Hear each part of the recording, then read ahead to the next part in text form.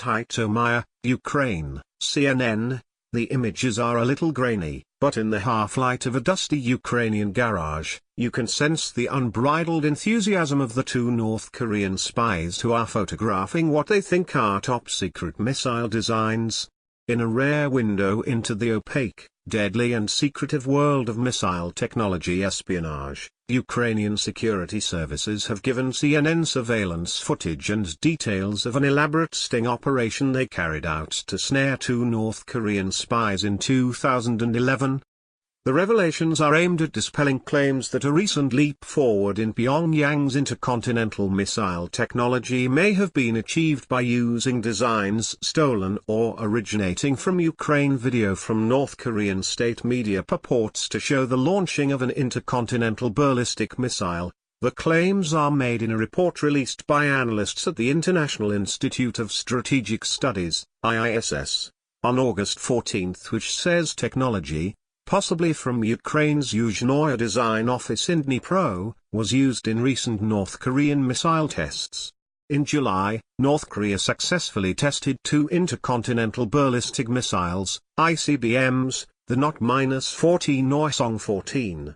At the time, Pyongyang claimed they were capable of carrying a large-sized heavy nuclear warhead as far as the U.S. mainland. Ukraine has denied any link to North Korea's long-range missiles, and said Russia may instead have provided Pyongyang with the improved missile designs. Russia has denied supporting North Korea's arms program. An officer with Ukraine's security service, who worked on the 2011 case of the two North Koreans and who we granted anonymity because of his operational role, insisted it was impossible North Korea had obtained any missile technology, as he was sure their espionage attempts had all been intercepted. He said that in 2011 two other North Koreans, who traveled to Ukraine from the country's Moscow embassy, were deported after they were caught trying to obtain missile munitions. Homing missile devices in particular for air-to-air class missiles. A third North Korean, tasked with transporting the actual devices out of Ukraine, was also deported. And as recently as 2015, 5 North Koreans were deported for assisting North Korea's intelligence work in Ukraine, the officer said, without providing further details. He said, apart from the 2 in jail, there were no North Koreans left in Ukraine, as those not deported by Ukraine had been voluntarily withdrawn, many working in alternative medicine centers. The 2 North Korean spies seen on the grainy surveillance footage are currently serving 8-year prison sentences for espionage in the Ukrainian town of Zhytomyr, 140 kilometers, 87 miles, west of Kiev.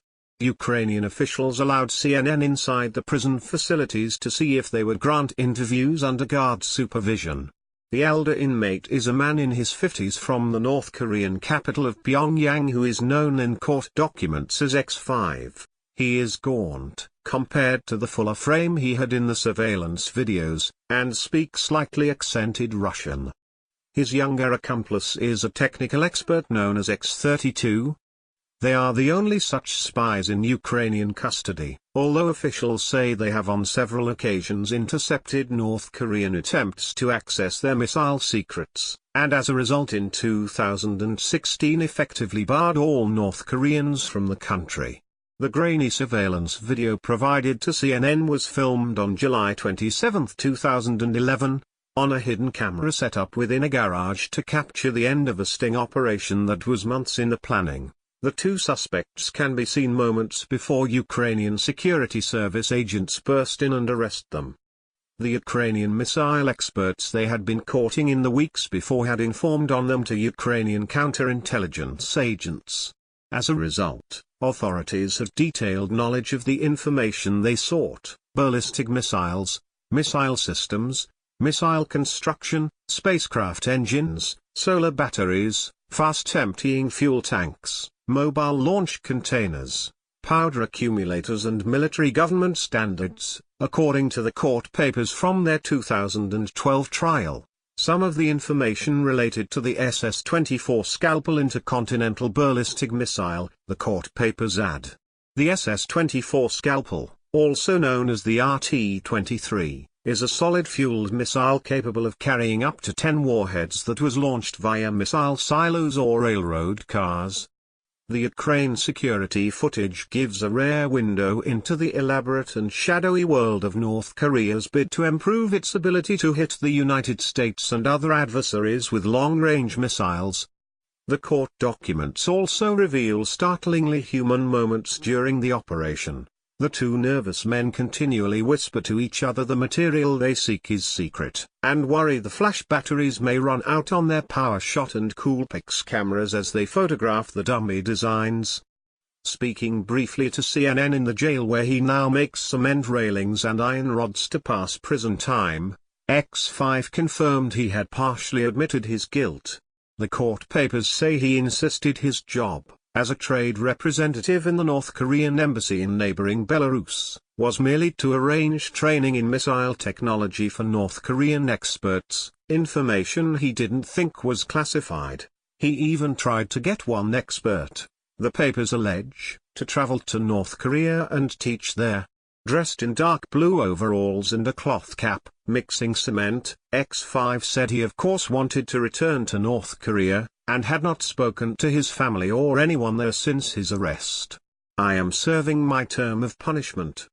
They feed us well here. We work. I don't want to give an interview for the preservation of my safety and that of my family. He shares a well-lit cell with a TV with 8 other convicts, and sleeps in a double bunk bed, with pots of vitamins and toiletries his only obvious possessions. The second convict, X32, agreed to meet CNN, but immediately declined to be interviewed, covering the camera lens with his hand and walking away.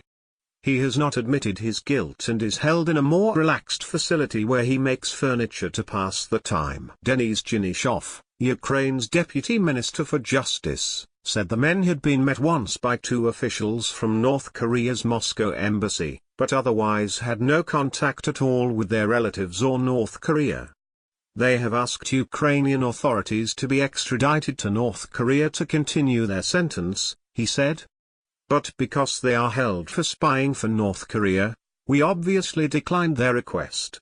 To be isolated in another country and culture, with different food even, that brings about a particular stress, he said. So it is clear these are well-prepared, strong people. However, he added North Korea may not turn out to be that welcoming when they likely travel home in September 2018, at the end of their sentences.